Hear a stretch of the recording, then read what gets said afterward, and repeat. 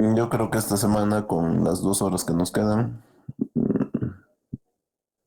vamos a terminar sobradamente.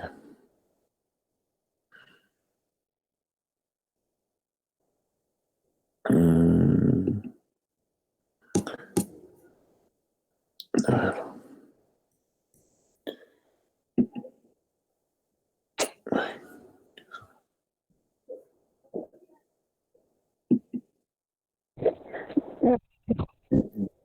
Nos habíamos quedado acá, ¿no? En la UCM. Doctor, sí, el próximo lunes, si no me equivoco, el domingo o lunes, ajá. Las 8 días es 30. Creo que es mi audio, tú no lo escucho muy bien, disculpe. Chicos, ¿se escucha bien? Sí, doctor. Sí, doctor. Ya. Habíamos revisado leucemia mieloide aguda, habíamos estado viendo que la leucemia mieloide aguda, a diferencia de la leucemia linfática aguda, es una patología más frecuente de la población adulta mayor, pues, ¿no? Está bien, doctor. La leucemia linfática aguda es una de las leucemias más frecuentes en la población, sobre todo en la población, en los infantes, ¿no? En los niños entre 2 a 5 años. De todos los tipos de neoplasias viene a ser el 25% más o menos de las neoplasias en menores de 15 años. Y si hablamos de las leucemias de niños, esta leucemia constituye el 75% de los casos de leucemia de leucemia pediátrica. Entonces, ¿qué es la leucemia linfoblástica o linfática aguda? La leucemia linfoblástica aguda obviamente es una enfermedad neoplásica caracterizada por una proliferación clonal de precursores linfoides. Y ustedes saben que esos precursores linfoides que se han detenido en un punto determinado de su diferenciación y han adquirido esa propiedad de,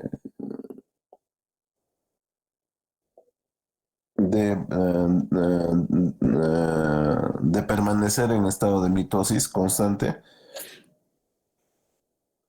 se conocen como linfoblastos, ¿no? Y estos linfoblastos, del mismo modo, eh, al, al proliferarse indiscriminadamente, producen una infiltración a nivel de la médula ósea. Entonces, al infiltrar la médula ósea, ahí va a venir todas las complicaciones y el cuadro clínico de estas enfermedades, ¿no? Anemia, trombocitopenia, leucocitosis, etcétera. Entonces, generalmente va a producir un grado variable de pancitopenia, pues porque si la médula ósea normal se ve desplazada por un tejido hematopoyético anormal, que en este caso es la proliferación que está constituido por la proliferación de linfoblastos, eso va a producir, eh, va a traer como consecuencia un grado variable de pancitopenias que obviamente puede comprometer diferentes órganos y sistemas y es una de las causas importantes de muerte, pues, porque una neutropenia va a producir una infección y una trombocitopenia va a producir una hemorragia, ¿no? Entonces, ustedes ya saben que tenemos una célula madre hematopoyética. Esta célula madre hematopoyética tiene dos caminos, ¿no? O va a ser la precursora de toda la estirpe mieloide o va a ser la precursora de toda la estirpe linfoide. En este caso, hablar de leucemia linfoblástica aguda es hablar de una célula que ha quedado en un determinado estadio de diferenciación debido a una serie de alteraciones genéticas, fundamentalmente translocaciones, ¿no? Y obviamente este linfoblasto, esta célula inmadura, tiene la capacidad de multiplicarse. Y esta puede ser puede ser de estirpe B o puede ser de estirpe T incluso, ¿no? Entonces, generalmente las leucemias linfoblásticas de estirpe T son mucho más agresivas, más resistentes a los tratamientos y generalmente los niños debutan con unas masas a nivel mediastinal. Entonces, si ustedes por ahí escuchan un caso clínico de un niño con una masa mediastinal, inmediatamente relaciónenlo con una leucemia linfoblástica aguda, pero de estirpe T. Y estas de estirpe T, al ser más agresivas, obviamente que van a infiltrar con mayor frecuencia a nivel, el sistema nervioso central. Pero no solo a las de estirpe T, sino también las de estirpe B. Es por eso que a estos niños se les da profilaxis para evitar esa infiltración del sistema nervioso central, que consiste en la administración de quimioterapias intratecales, ¿no?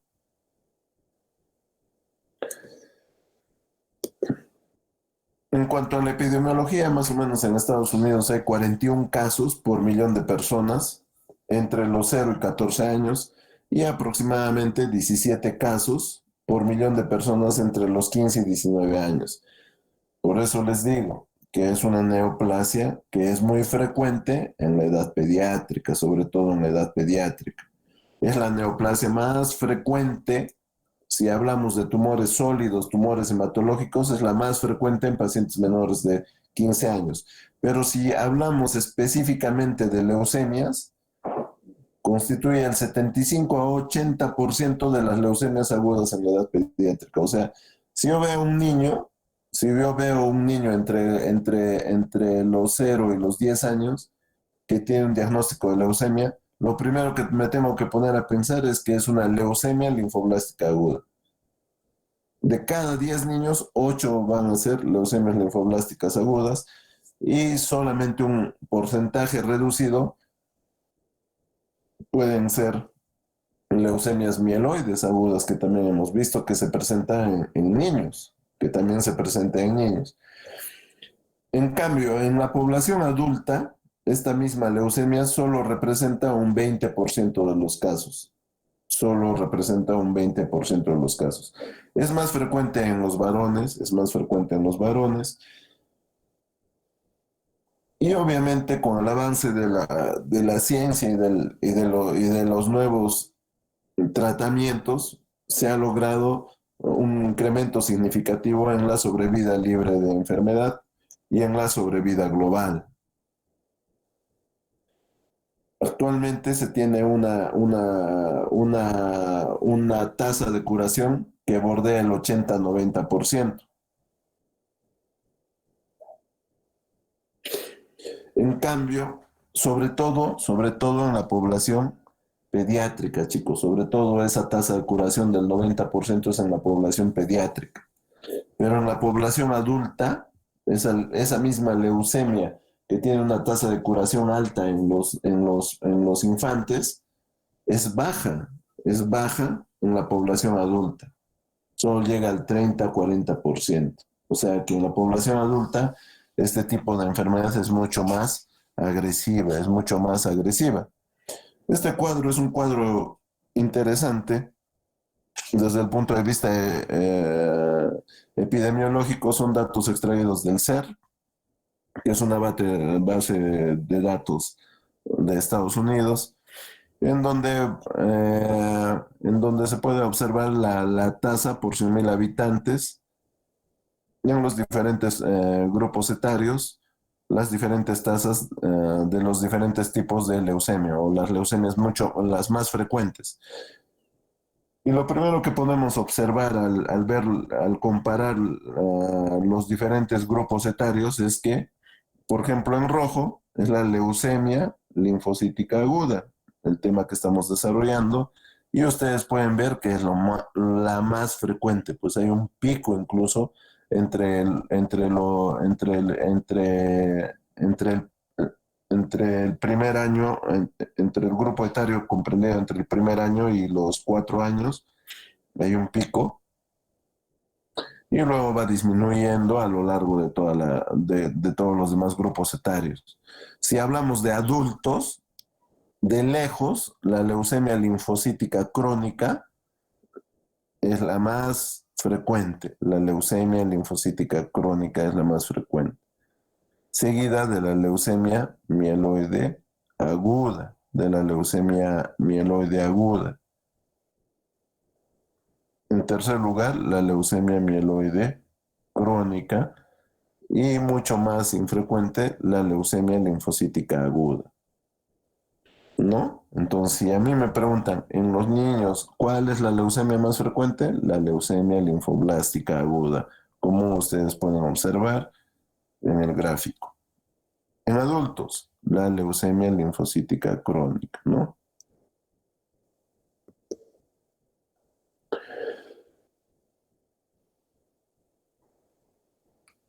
¿Cómo es la clasificación de las leucemias linfoblásticas agudas? La clasificación, las leucemias linfoblásticas agudas se van a clasificar en base a, como ya hemos venido diciendo, antiguamente solo se usaban los criterios morfológicos. O sea, yo encontraba linfoblastos con algunas características y lo clasificaba morfológicamente, ¿no? Leucemia linfoblástica tipo L1, tipo L2, tipo L3. Una clasificación morfológica, la forma de mis linfoblastos, las características del núcleo, las características del citoplasma, etc. Entonces, pero pues esa clasificación, si bien es cierto, hasta la actualidad todavía nosotros la utilizamos en la práctica, pero en algunos sitios ya está un poco en desuso. Sin embargo, sigue siendo importante, sobre todo en nuestro medio que no tenemos citómetro de flujo, por ejemplo. Citómetros de flujo solo tenemos en Lima, ¿no? Entonces, resultó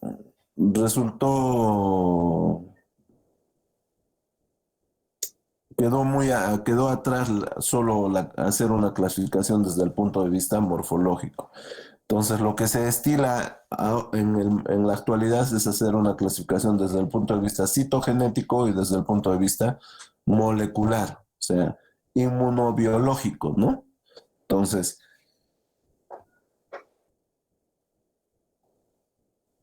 es importante sobre todo porque va a haber características citogenéticas, va a haber determinadas traslocaciones que van a hacer que mi paciente sea de alto riesgo o sea de bajo riesgo. O de repente hay alteraciones numéricas en los cromosomas que hacen que sea de alto riesgo o de bajo riesgo.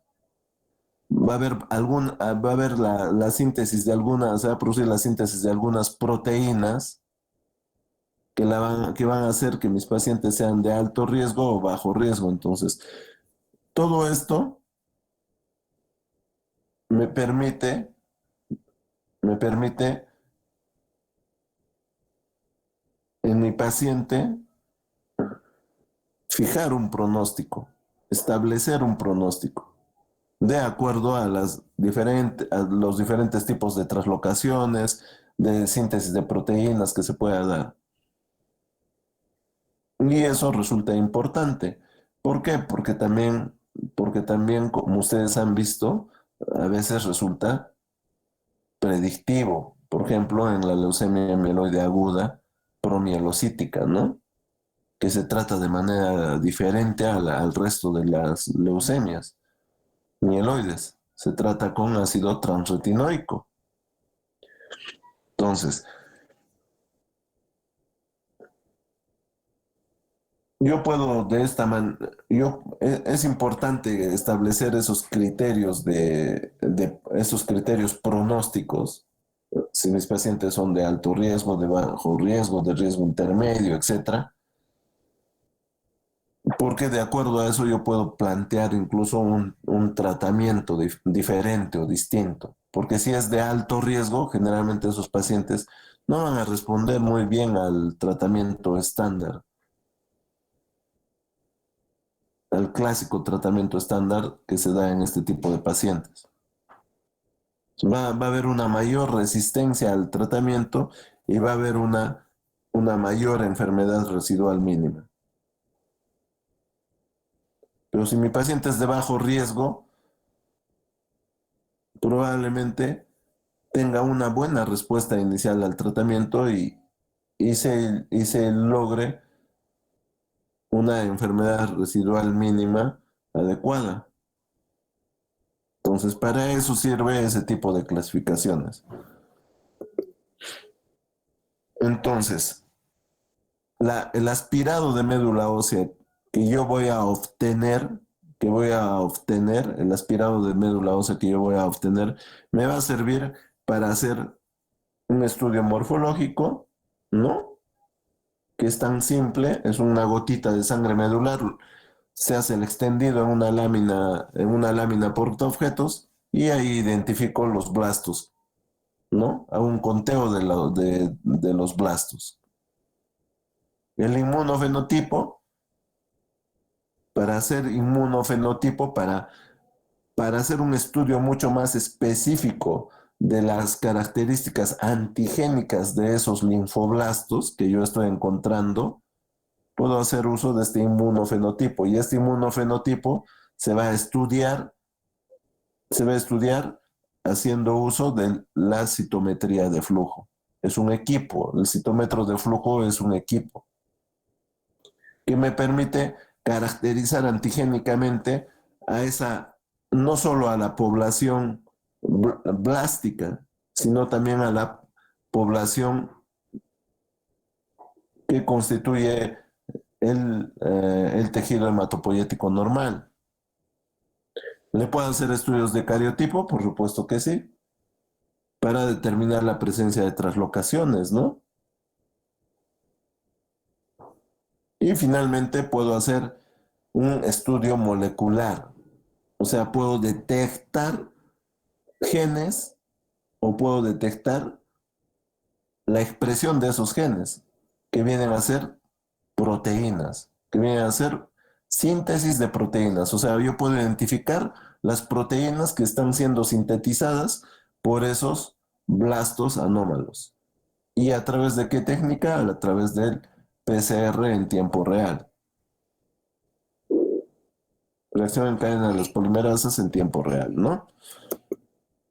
Entonces, el estudio morfológico me sirve, ¿no? Porque yo puedo diferenciar este tipo de blastos de este otro tipo de blastos de este otro tipo de blastos. L1, L2, L3. Con todas las características que ahí ustedes ven. Entonces, antiguamente no teníamos pues otra tecnología más. Solo teníamos esa manera de clasificar a las leucemias linfoblásticas agudas. Entonces encontramos este tipo de blastos, L1. Si encontramos este tipo de blastos, L2, o si encontramos este tipo de blastos, L3. Con todas las características del tamaño celular, del núcleo, del citoplasma, etc. Pero a medida que va avanzando la ciencia, nosotros somos capaces de determinar las características antigénicas de cada tipo de célula, de cada tipo de blasto, ya sea de esta célula anormal, alterada, o de una célula normal. De toda la cantidad de sangre medular, nosotros, por ejemplo, aspiramos sangre medular más o menos 5 cc, lo ponemos en un tubo de hemograma y inmediatamente tiene que ir a un citómetro de flujo.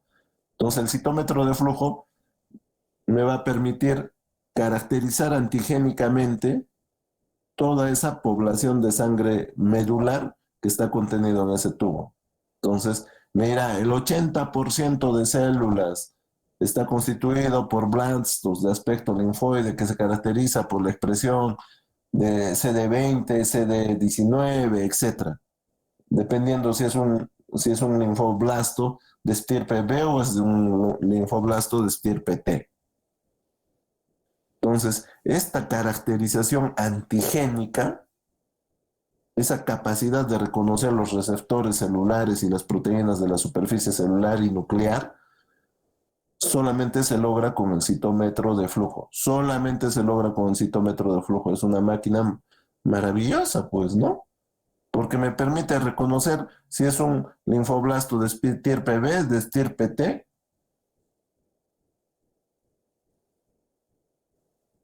si es un pre-B, es un pro-B, etc.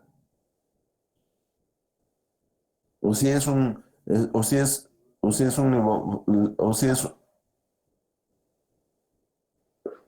un linfoblasto en sus primeros estadios de diferenciación, ¿no?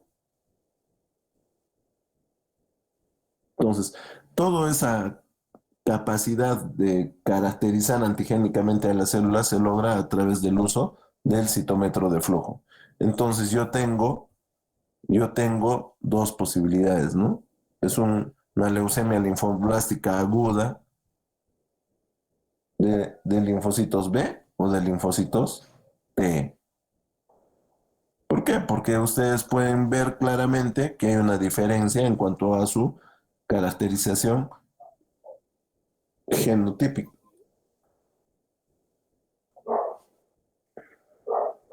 inmunofenotípica, ¿no? Mientras que los linfocitos de estirpe, los linfocitos de la línea B expresan CD19, CD20, CD22, CD79, los de estirpe T, CD3 citoplasmático, CD3 de superficie, CD5, CD2, CD7, CD1A, CD4, CD8.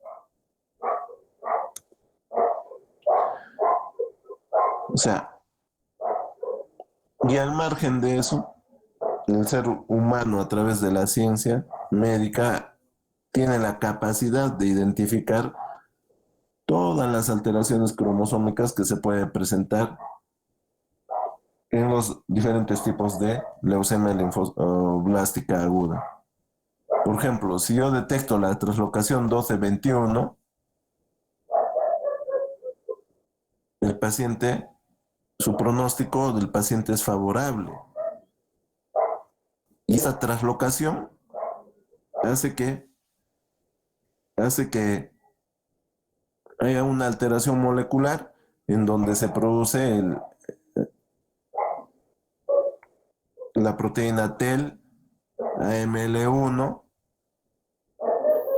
o la proteína TEL, RANX1. Entonces,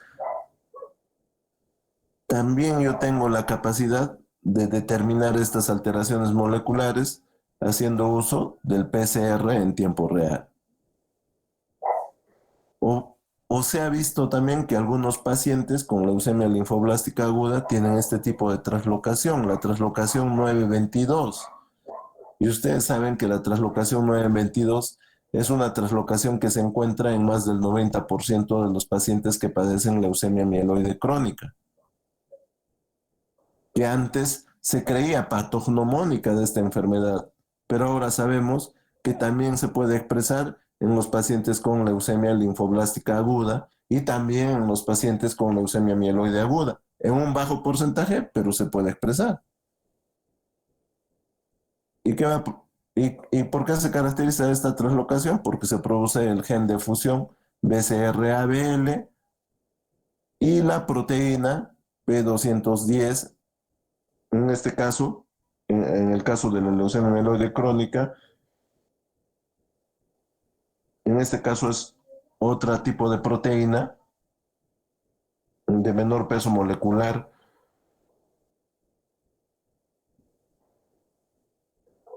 o la translocación 814, que por ejemplo la hace de un pronóstico, hace que los pacientes tengan un pronóstico desfavorable.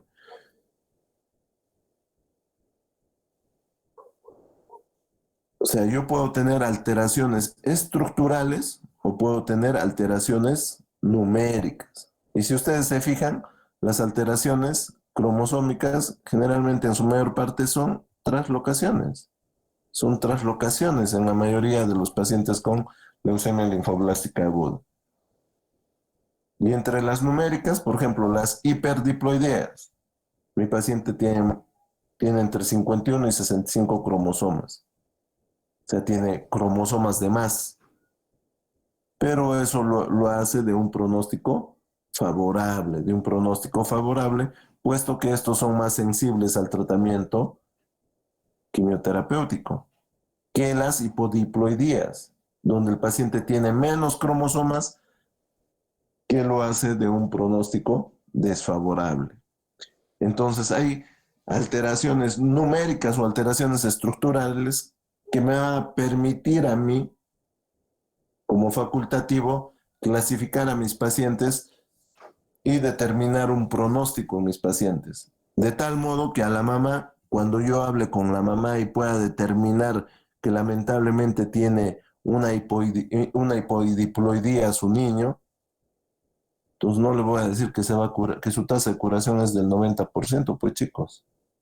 Tendré que decirle que lamentablemente de repente va a ir a un trasplante de médula ósea para intentar una curación, con todas las complicaciones sobreañadidas por el mismo hecho de realizar el trasplante de médula ósea. Entonces, la clasificación de la Organización Mundial de la Salud del 2016 es en base justamente, ¿no?, a todos esos aspectos. No solo ve la morfología, sino también las alteraciones cromosómicas, las alteraciones moleculares. Entonces, ¿no? Clasifica leucemia, linfoma linfoblástico B, leucemia linfoblástico venoso, no especificado, con alteraciones genéticas recurrentes de tipo T, de tipo TNK. Entonces ya hay una clasificación un poco más completa.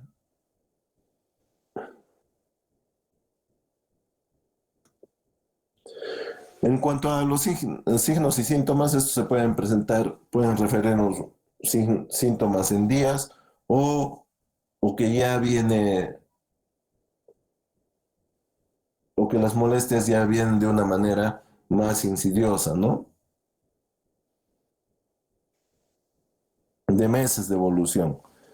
Entonces, los síntomas y signos siempre están en relación al grado de infiltración de la médula ósea por este tejido hematopoyético anormal, y ese tejido hematopoyético anormal está constituido por la proliferación clonal de linfoblastos en determinados estadios de maduración, ¿no?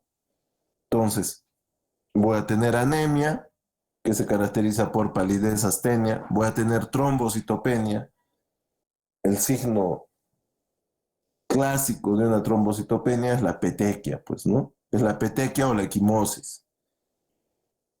El paciente puede tener neutropenia, lo cual le va a condicionar a adquirir una infección o presentar fiebre.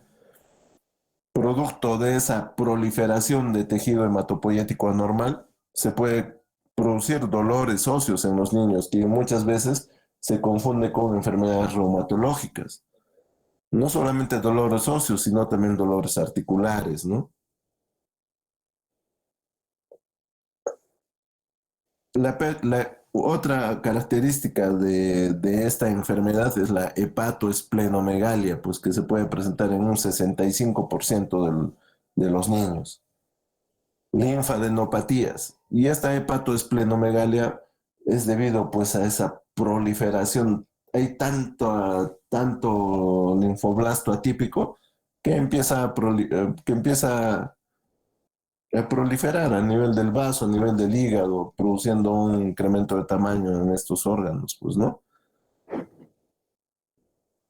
Los pacientes empiezan a tener anorexia, llenura precoz, sobre todo también por el crecimiento del vaso, pues, que va a disminuir la capacidad gástrica. Puede haber compromiso del sistema nervioso central, ya les dije, sobre todo por las leucemias linfoblásticas agudas de estirpe T. Y cuando hay compromiso del sistema nervioso central, tengo que tener cuidado cuando el paciente yo puedo sospechar cuando el paciente me refiere cefalea, hay papiledema, parálisis de nervios craneales. Entonces, ¿Cuál es el gol estándar para evaluar este compromiso del sistema nervioso central? Resonancia magnética nuclear, acompañado de una punción lumbar, pues no. Incluso se puede hacer citometría de flujo de líquido cefalorraquídeo para saber cuál es la población celular que está contenida en ese líquido cefalorraquídeo. Y de repente, si está infiltrada el sistema nervioso central por linfoblastos, obviamente que van a ser detectados en el momento que se haga la lectura del líquido cefalorraquídeo en el citómetro de flujo. Puede haber infiltración de los testículos hasta el 1%, por lo cual es importante examinar los testículos en este tipo de pacientes si estoy sospechando de una leucemia linfoblástica aguda. Entonces, fiebre, 61% de todos los pacientes pueden presentar fiebre. Petequias, equimosis, signos de una trombocitopenia, hasta un 48%. Dolor óseo, casi la cuarta parte de los niños. Adenopatía, 50%, también es por la proliferación de esos linfoblastos. Esplenomegalia, 63%. Hepatoesplenomegalia, 68%. Y voy a sospechar de una masa en mediastino que puede presentarse hasta en el 85% de leucemias linfoblásticas agudas de estirpe T. En cuanto al diagnóstico, obviamente el diagnóstico empieza con una buena anamnesis, pues una buena historia clínica, un buen examen físico. En el examen físico tengo que objetivar y medir cuán crecido está el vaso, cuán crecido está el hígado, a cuántos centímetros del reborde costal derecho o izquierdo. Todas esas cosas son importantes para llegar a un buen diagnóstico. Si veo un paciente que tiene petequias, tiene equimosis, obviamente que todo eso se va a traducir finalmente en una alteración del hemograma, por lo cual yo tengo que pedirle pues estudios hematológicos de sangre periférica, el hemograma de la cabeza, estudios hematológicos de médula ósea, ¿no? Su aspirado de médula ósea, sus estudios de citometría de flujo, sus estudios de cariotipo, si es que el diagnóstico se confirma, o de PCR en tiempo real para determinar la, la síntesis de proteína aberrante que se está produciendo, ¿no? Estudios de coagulación, que también son importantes, ¿no?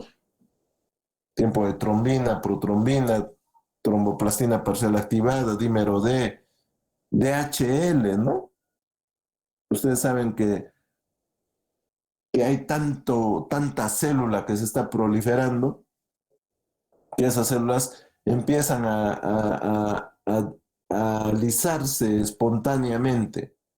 Y esa lisis espontánea libera una enzima intracelular que es la deshidrogenasa láctica, que es esta famosa DHL. Entonces, generalmente esta deshidrogenasa láctica va a estar incrementada. La beta 2 microglobulina. La beta 2 microglobulina no solo es un marcador de linfoma, también van a ver que es útil para el estadiaje de mielomas múltiples. Y obviamente también en el capítulo que estamos desarrollando, leucemias. Entonces, debería estar elevado la beta 2 microglobulina. Hacer estudios de glicemia, uremia, creatinina, ácido úrico, puesto que esas lisis tumorales ya sean espontáneas o inducidas por la quimioterapia, porque la quimioterapia tiene un efecto citotóxico sobre las células que están en proliferación celular y obviamente puede hacer que se incrementen los niveles de ácido úrico, ¿no? Y puede producirme un taponamiento renal que finalmente va a desencadenar un cuadro de insuficiencia renal aguda en el paciente. El perfil hepático es importante, ¿no? También. ¿Por qué? Porque muchos de los medicamentos se metabolizan en el hígado y yo tengo que ver que el hígado esté bien en el paciente. hacer estudios de electrolitos, proteinograma, ¿no? El proteinograma, calcio, fósforo, estudios serológicos, ¿no? VIH, HTLV1, los virus que están más asociados a este tipo de enfermedades, Epstein-Barr virus, HTLV1 y 2. Y obviamente el grupo y factor de mi paciente, porque eso es importantísimo, porque son pacientes que están sometidos a soportes transfusionales de manera continua, de manera permanente, ¿no? Entonces, en los estudios por imágenes, radiografía de tórax, en una radiografía de tórax yo puedo encontrar un ensanchamiento del mediastino. Niño con ensanchamiento en el mediastino, ahí ya. Si es un infante, puede ser una leucemia, ¿no? Linfoblástica aguda de estirpe T. Entonces, si yo ya veo ese ensanchamiento, mi siguiente paso será pedirle una tomografía, pues, ¿no? Para ver de mejor manera esa región anatómica que está siendo afectada. Una ecografía abdominopélvica para precisar el tamaño del vaso, del hígado, si hay o no compromiso testicular. Un ecocardiograma, ¿no? Para valorar la fracción de eyección del ventrículo izquierdo porque hay medicamentos que son cardiotóxicos.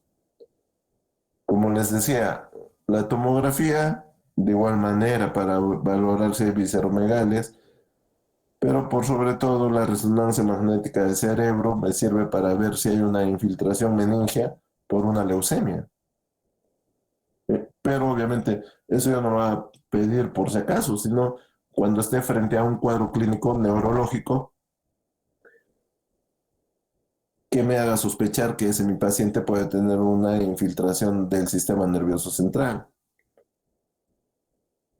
La evaluación odontológica, oftalmológica, psicológica, todo esto es importante, sobre todo en los pacientes que van a ir a trasplantes de médula ósea. Yo tengo que desfocalizar a mi paciente. ¿Qué significa la palabra desfocalizar? Tengo que hacer un estudio minucioso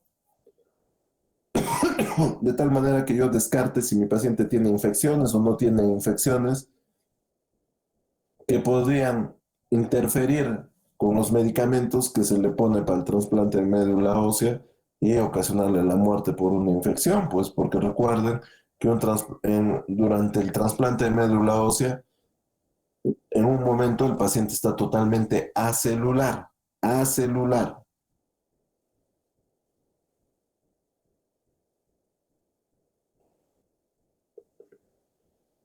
Y obviamente los estudios de histocompatibilidad, ¿no?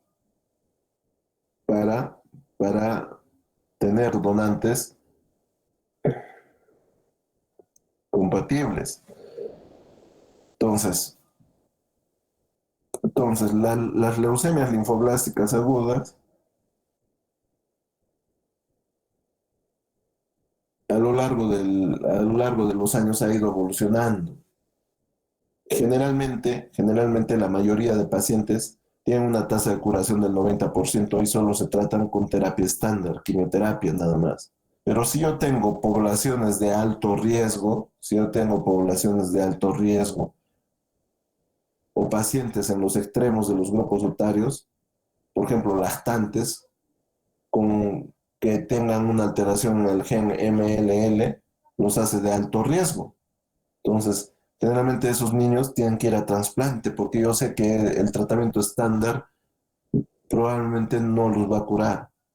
Entonces, en la primera remisión, se obtiene la primera remisión después de la inducción y ya tiene que ir a trasplante. O en los adultos, ¿no? Han visto que la tasa de la respuesta al tratamiento es baja, pues 40%.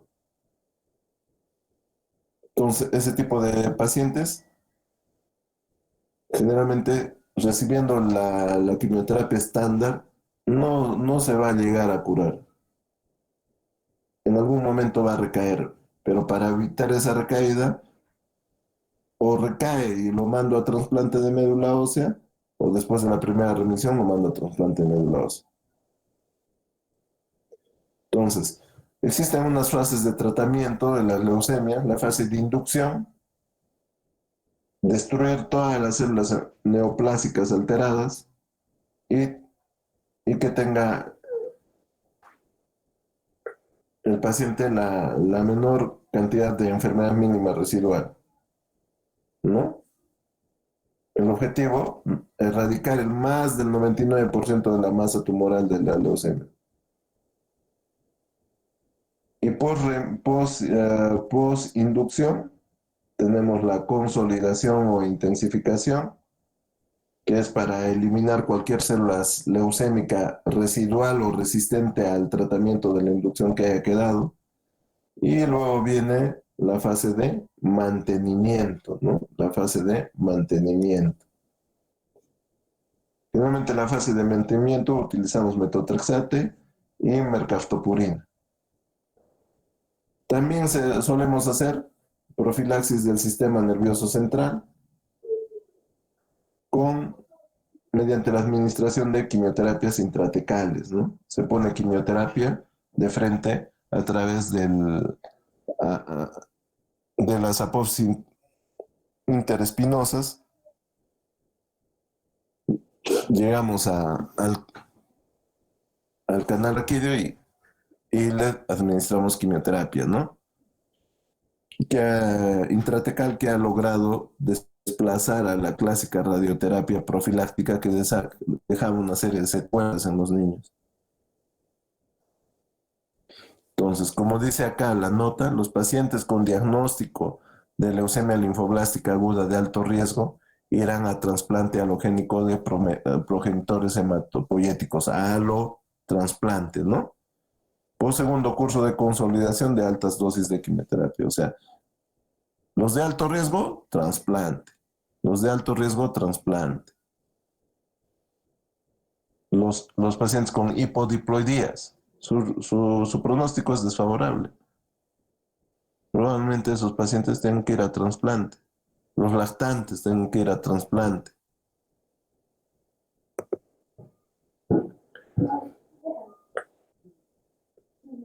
¿Hasta ahí alguna pregunta? Solo para que vean, es un artículo que ustedes lo pueden tener a disposición. Solamente pongan leucemia linfoblástica aguda y va a salir. Entonces hay algunas diferencias, ¿no? Diferencias en cuanto a la presentación clínica incluso, ¿no? Entre una leucemia linfoblástica aguda y una leucemia mieloide aguda. Las visceromegalias, ¿no? Más frecuente en la leucemia linfoblástica aguda. Incluso la forma de los blastos, ¿no? En las leucemias mieloides agudas los blastos son más grandes, el núcleo es más irregular. En cambio, en las leucemias linfoblásticas los blastos son más pequeños. El núcleo es grande, el citoplasma es escaso, acá el citoplasma es abundante. Un punto importante es bastones de Auer.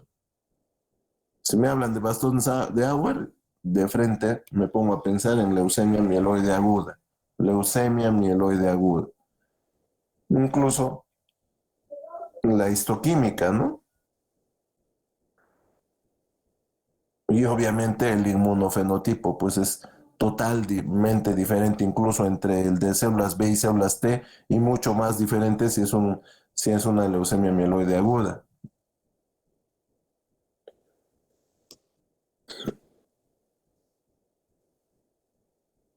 ...60% de tasa de curación.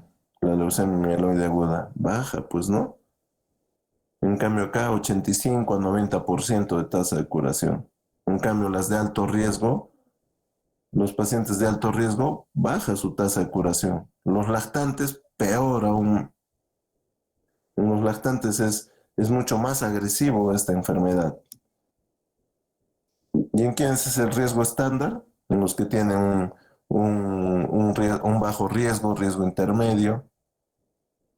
Por ejemplo, los pacientes con hiperdiploidías. Ah, ya, pues a ese paciente le daré mi quimioterapia estándar, pues. Pero al lactante le daré la quimioterapia de inducción, pero ya a la mamá le tendré que decir que que si recae su paciente tiene que ir, su niño tiene que ir de frente a trasplante de médula ósea, ¿no?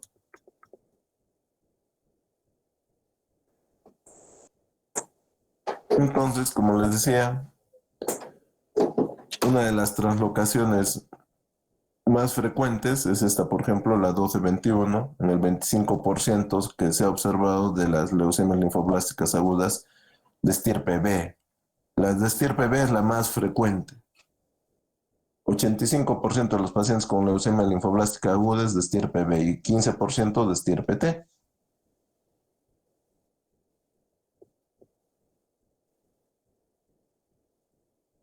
¿No? Ahí está toda la, cómo es el flujo de la maduración de los linfocitos, ¿no? De los linfocitos B, de los linfocitos T. Entonces, ¿qué pasa? Que un linfoblasto de estirpe B se puede quedar en este estadio de diferenciación, en, est, en, esta, en este punto de diferenciación y empezar a proliferar, o sea, empezar a producir solo linfocitos pre-B, linfocitos pre-B, linfocitos pre-B tempranos. ¿Y cómo lo va a detectar? Con citometría de flujo y tienen que marcar todo esto. Y yo sé que se trata de esta célula. En el caso de un linfocito T, lo mismo. De repente se ha quedado en este punto, se ha quedado en este punto y está proliferando, ¿no? En ese punto. Entonces, ¿cómo se reconoce? Por citometría de flujo. Por citometría de flujo. Que tiene que tener toda esta caracterización antigénica, pues. Todos estos antígenos o están en su membrana citoplasmática o en su membrana nuclear y de esa manera los reconozco. Incluso yo puedo reconocer un linfocito T maduro de un linfocito inmaduro. ¿Por qué? Por el TDT o por el CD34, ¿no? Que me indica que es una célula madre. Entonces los síntomas, fíjense, leucocitosis, solo el 17% de los pacientes tienen leucocitosis, ¿no? Mayor a 50,000. Mayor a 50,000, solo el 17%. Menos de 10,000, la mayoría, o sea, la mayoría tienen neutropenia, pues.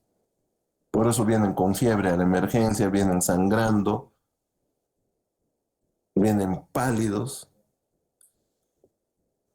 Y en cuanto a la morfología de los linfoblastos, el 84% tiene esa morfología L1. Interesante. Esta es una radiografía de un niño, fíjense, o de una niña de 2 años con una leucemia linfoblástica aguda. Si yo veo esta radiografía con este ensanchamiento tan marcado del mediastino, fíjense acá, el mediastino está desde acá hasta este punto. Eso es más de un tercio, pues casi 2 tercios de ese ensanchamiento. Entonces, asociado al cuadro clínico que me están describiendo de la niña, o sea, yo tengo que sospechar en una leucemia linfoblástica aguda de estirpe T.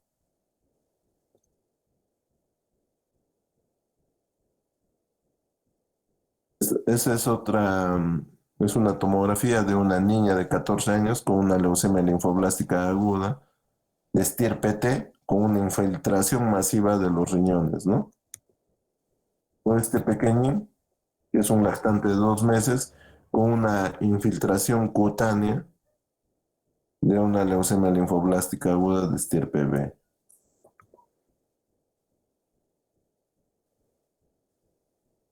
Entonces, chicos, para el tratamiento es importante eso, grupos de riesgo. Y esos grupos de riesgo obviamente están en función a las características de las translocaciones, si es de alto riesgo, bajo riesgo, etcétera. Si es de riesgo favorable, no es de riesgo favorable. Entonces,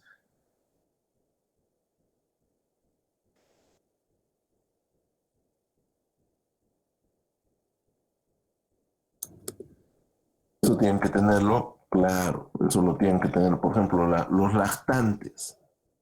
En los lactantes es de peor pronóstico, han visto su tasa de supervivencia 50%.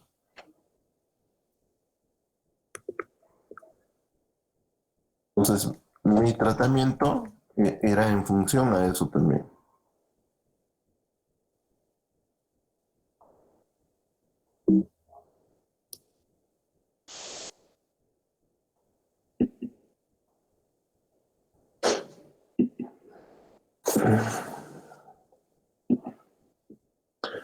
¿Se observa, chicos? Creo que ya se han dormido. Sí, doctor, sí se ve. Sí, doctor. Ya, están entendiendo, chicos, ¿no es cierto? Están entendiendo lo que les estoy diciendo, ¿no es cierto? Leucemia linfoblástica aguda es muy distinto a leucemia mieloide aguda, incluso celularmente hablando. Recuerden que en las leucemias mieloides agudas, si ustedes recuerdan, casi todos reciben quimioterapia y trasplante, quimioterapia y trasplante. En cambio, estos pacientes con leucemia linfoblástica aguda, la mayoría recibe quimioterapia y solo en los de alto riesgo tienen que ir a trasplante, pues, ¿no?